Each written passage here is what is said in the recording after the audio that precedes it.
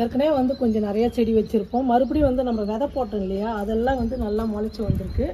கீழே வந்து நிறைய பூச்செடிலாம் வச்சுருந்தோமா, அது வந்து நிழலில் வந்து சரியாக வராது அப்படின்னு சொன்னாங்க. அதனால் கொஞ்சம் வந்து மேலே தூக்கி வந்து வச்சுட்டோம் எல்லாமே. இதெல்லாம் வந்து கொடி வகை.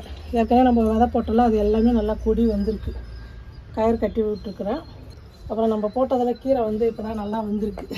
மணத்தக்காளியும் தண்டுக்கறியும் சூப்பர் சூப்பர். கருவேப்பிலையும் நல்லா வந்தது. மாதுளை பார்த்தீங்களா, ஃபஸ்ட்டு நம்ம செடியில் காய் வந்து சாப்பிட்டோம். எவ்வளோ ரெட்டாக இருக்கு பாருங்கள். இதுதான் ஃபஸ்ட் டைம் பார்க்கலாம். அது விற்கி தான் கொட்டி போதும். சாமந்தி வந்து நான் உடச்சி வச்சேன். நான் அதை நல்லா துளிர் விட்டு நல்லா வந்துடுது. இதெல்லாம் ரோஸ் எல்லாம் வந்து கீழே வச்சுது. வெயில் நல்லா வேணும் ரோஸ் செடிக்கு. வெயில் வந்து நல்லா படணுன்றதுனால நான் எல்லாமே வந்து தூக்கி வந்து மேலே வச்சுட்டேன். இதுக்கு வந்து நமக்கு கீழே போடுறதுக்கு எதுவும் இல்லாமல் தண்ணி மாடி வந்து இதுவாகிடுன்றதுனால தர்மாக்கோல் நம்ம வீட்டில் இருந்து இதெல்லாம் கட் பண்ணி அழகாக ஒவ்வொன்றுத்துக்கு வச்சுட்டோம். பாருங்கள் எவ்வளோ நல்லாயிருக்கு. இருக்கிறத வச்சு பண்ண வேண்டியது தான். இங்கே பெரிய ஒரு ட்ரம் இருந்ததுமா, எங்கம்மா போச்சுன்னு கேட்க மாட்டாங்களா? மூலையில் வந்து நம்ம ஒரு பெரிய ட்ரம் வச்சு மாங்காய் செடி வந்து வளர்த்து வந்தோம்ல, அது எடுத்துன்னு போயிட்டு பிரியா வீட்டுக்கு 2 கொடுத்துட்டோம். அப்புறம் இன்னொரு செடி வந்து பானு வீட்டுக்கு 1 கொடுத்துட்டோம். அந்த ட்ரம்மை எடுத்துட்டோம். ஏன்னா ஏற்கனவே இப்போ வந்து கீழே வந்து நிறைய மாங்காய் செடி போட்டுக்கிறோம். அது கீழே எடுத்துன்னு போய் வச்சு இதில் வச்சு வளர்த்து யார் கேட்குறாங்களோ அவங்களுக்கெல்லாம் கொடுக்கலாம் அப்படின்னு. இது வந்து மஞ்சள் கனகாம்பரம் நல்லா துளிர் விட்டு நல்லா வந்திருக்கு. நெல்லிக்காய் செடி.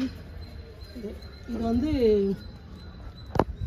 வெள்ளரி பழம் போட்டு வச்சிருக்கிறேன். வேற செடியில மாற்றி வைக்கலான்னு. இவ்வளோ பெருசாக இருக்கு. இப்போ எனக்கு வந்து இதுதான் ஒரு சவாலே. ஃபர்ஸ்ட் டைம் தான் உருளைக்கிழங்கு வைக்கிறேனா. உருளைக்கிழங்கு செடியா? ஆமாம். ஒன்றுத்துலேயே வச்சுட்டு இருந்தேன்ல. இது ஃபுல்லாகவே ஒரே பேக்கில் வச்சுருந்தேன்.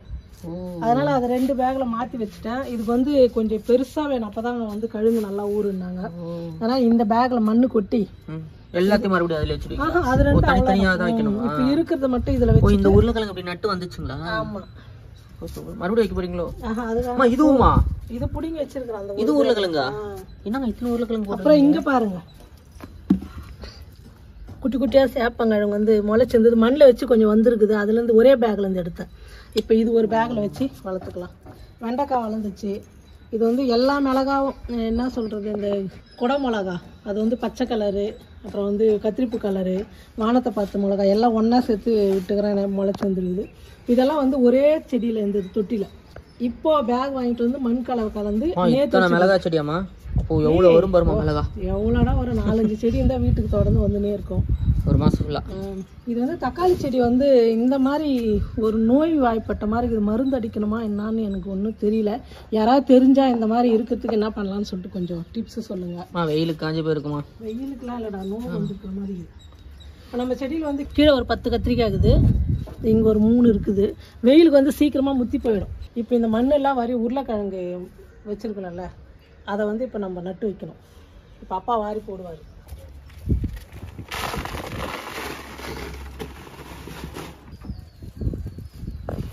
அதை அப்படியே எடுத்து இப்படி வச்சுடுவோம். இது மேலே நம்ம மண் கொட்டிக்கலாம். இன்னும் ஆழமாக புதைக்கூடாதா? வேணாம் ஆழமாக. ஏன்னா உருளைக்கிழங்கு வந்து கீழே போகிறதுக்கு இடம் வேணும். ஓகே. இதெல்லாம் பக்கத்தில் வந்து எனக்கு இடம் பத்தாது. இப்போ செடியில் படாமல் போடு. எப்போ மறுபடியும் உருளைக்கிழங்கு? இதுதான் நாளாகும். ஒரு சவால் வருமானு சொல்லிட்டு நம்ம இது வரைக்கும் பண்ணதில்லை. இவ்வளோ செடி வந்துச்சு, காய் வரணும்ல. ஏன் செடியே இவ்வளோ பெருசாக வந்துச்சுன்னா காய் வராதுங்களா? காய் வரணும், லேட்டாக. நானே இப்போ தான் பார்க்குறேன் உருளைக்கிழங்கு செடி எப்படி இருக்கும்னு. வெற்றிகரமாக மாடி தோட்டத்தை வச்சுட்டீங்க உருளைக்கிழங்கு. இதோட இந்த வீடியோவா இல்லை வழக்கம் போல் ஏதாவது சமையல செய்யலாமா? நம்ம நாளைக்கு ஏதோ முக்கியமான நாள் சமைக்கணும். நீங்கள் நாளைக்கு வந்து வரலட்சுமி விரதெல்லாம் நம்ம வந்து சாமி வச்சு செலை வச்செல்லாம் பண்ணதில்லை. அதனால் வந்து வீடியோக்காக எல்லாரும் நாளைக்கு பார்த்து செய்வாங்கல்ல பிரசாதெல்லாம் என்னென்ன பண்ணணும்னு சொல்லிட்டு. அப்பா எதுக்கு எதோ கையில் வச்சுருந்து இதெல்லாம் அவுட் பண்ணல. ஆனால் சரி ஒரு இடமா போட்டு வச்சா ஒழுங்காக இருக்கும். அது இருந்ததுன்னா இன்னும் 2 பேக் வேணும். அதனால தான் எடுத்துட்டேன். போதும் அந்த 3 பேக்கு அப்படின்னு சொல்லிட்டு. மண்ணில் இருந்து தான் நல்லா தான் இருக்கும். இப்போ அதனால் போயிட்டு நாளைக்கு பிரசாதம் ஒரு 3 ஐட்டம், சக்கரை பொங்கல், உளுந்து வடை, தயிர் சாதம், இது 3 வந்து செஞ்சிடுவோம்.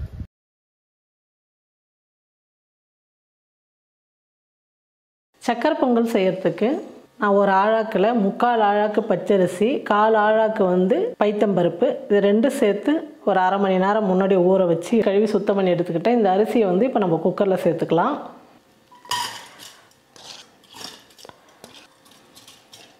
ஒரு ஆழாக்கு அரிசி பருப்புக்கு 3 ஆழாக்கு தண்ணி எடுத்துக்கலாம்.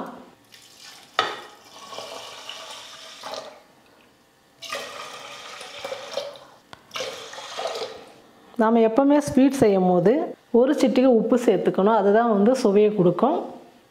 எல்லாம் சேர்த்துட்டேன். இப்போ ஸ்டவ் பற்ற வச்சிடுறேன். குக்கர் மூடி போட்டு மூடிடலாம். ஒரு 4 விசில் வந்தோடனே நம்ம ஸ்டவ் ஆஃப் பண்ணிடலாம். குக்கர் விசில் வந்துடுச்சு. நான் இறக்கி வச்சுட்டேன். வெயிட் குறையத்துக்குள்ளே நம்ம வெல்லம் வந்து பாகு காய்ச்சிக்கலாம். நான் அரிசி பருப்பு எடுத்த அதே டம்ளரில் 1 டம்ளர் வெல்லம் எடுத்துக்கிட்டேன். இது ஒரு பாத்திரத்தில் சேர்த்துக்கலாம். உங்களுக்கு இனிப்பு அதிகமாக வேணும்னா நீங்கள் அதிகமாக சேர்த்துக்குங்க, இல்லை கம்மியாக வேணும்னா கம்மியாக சேர்த்துக்குங்க. ஒரு 1/4 டம்ளர் தண்ணி சேர்த்துக்கிறேன். வெல்லம் நல்லா கரையட்டும்.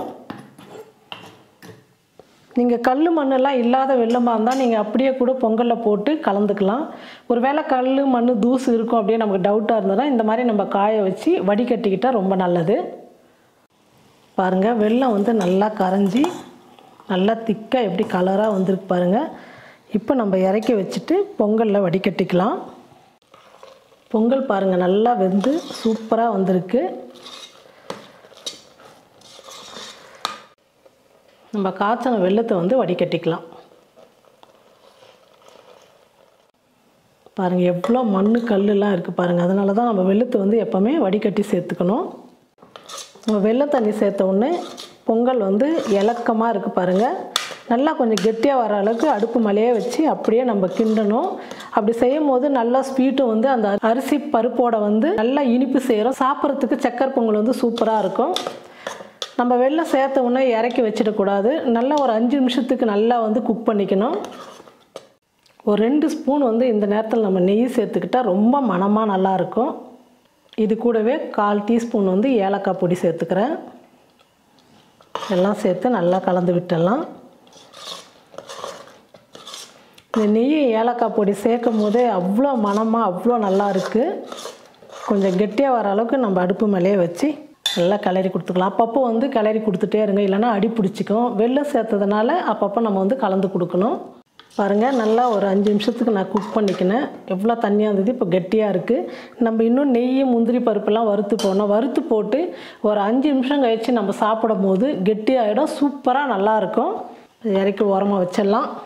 குட்டியாக ஒரு கடாயை வச்சுட்டேன். இப்போ நெய் சேர்த்துக்கிறேன். ஏற்கனவே நான் வந்து 2 ஸ்பூன் நெய் சேர்த்துருக்குறேன். இப்போ ஒரு 3 ஸ்பூன் நெய் சேர்த்துக்கிறேன். ஒரு 10 முந்திரி பருப்பு எடுத்துருக்குறேன், அதை சேர்த்துக்கிறேன். இது கூடவே ஒரு 10 திராட்சை எடுத்துருக்குறேன், அதையும் சேர்த்துக்கிறேன்.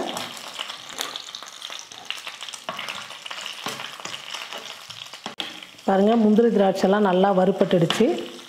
இப்போ நம்ம பொங்கலில் சேர்த்துக்கலாம். இப்போ வறுத்த முந்திரி பருப்பு நெய்யெல்லாம் சக்கரை பொங்கலில் சேர்த்துக்கலாம். எல்லாம் சேர்த்து நல்லா கலந்து விட்டுடுங்க. ரொம்ப ஈஸியாக 10 நிமிஷத்தில் சக்கரை பொங்கல் ரெடி பண்ணிட்டோம்.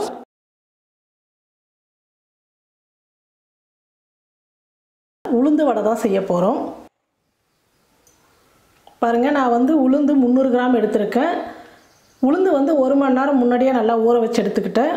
ஊற வைக்கிறதுக்கு முன்னாடி ஒரு 5-6 முறை நல்லா கழுவிடுங்க. அதுக்கப்புறம் ஒரு 2 முறை கழுவினா போதும். தண்ணி இல்லாமல் நல்லா வடிகட்டி எடுத்துக்கிட்டேன். 300 கிராம் உளுந்துக்கு 2 ஸ்பூன் வந்து மிளகு எடுத்துருக்கிறேன் நான்.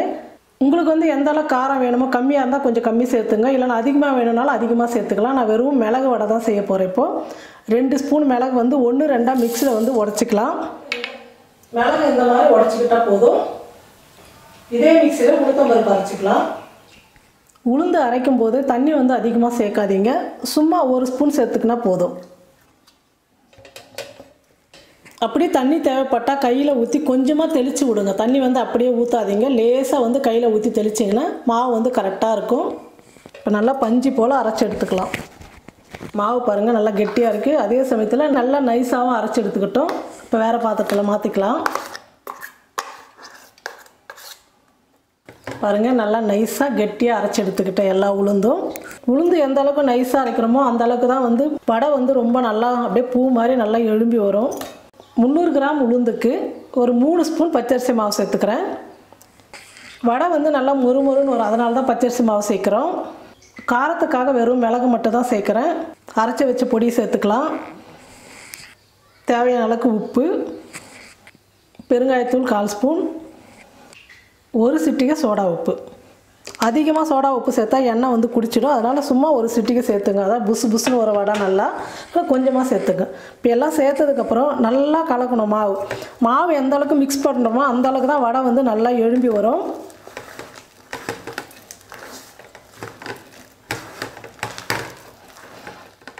பாருங்கள், மாவு வந்து நல்லா 2 நிமிஷம் நான் நல்லா கலந்து விட்டுக்கிட்டேன். இந்த மாதிரி இருக்கணும் மாவு வடைக்கு வந்து. பாருங்கள், எண்ணெய் காஞ்சிடுச்சு. இப்போ வடை தட்டி போட்டுக்கலாம்.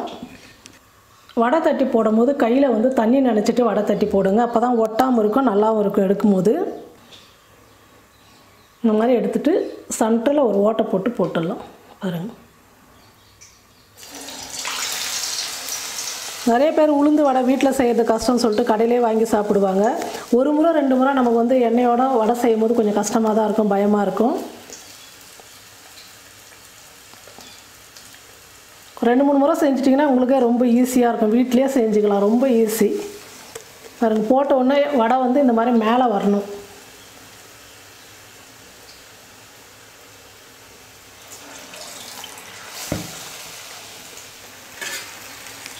பாருங்கள், இப்போ நம்ம ஃபஸ்ட்டு போட்ட வடைலாம் வந்து வெந்துடுச்சு. திருப்பி போட்டுக்கலாம்.